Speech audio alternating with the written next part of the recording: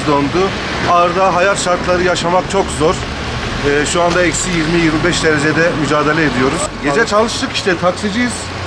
Gece de çalıştık ama gece 12'den sonra 25-30'lara vuruyor. Bu sebepten dolayı arkadaşımızın da arabası dondu. Şimdi ona takviye yapıyoruz. Hakan abi arabanı böyle çevir abi. Abi gel buradan tut. Bence sen o... Sen buradan yüksek mi? Gel abi gel abi. Gel. Gel abi. Tamam. Burası niye böyle oldu ya?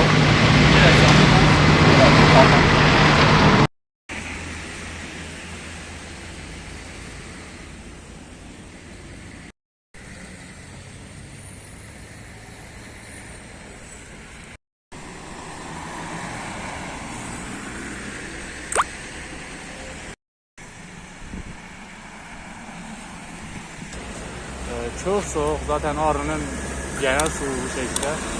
Artık alışmaya çalışıyoruz. Yapacak bir şey yok.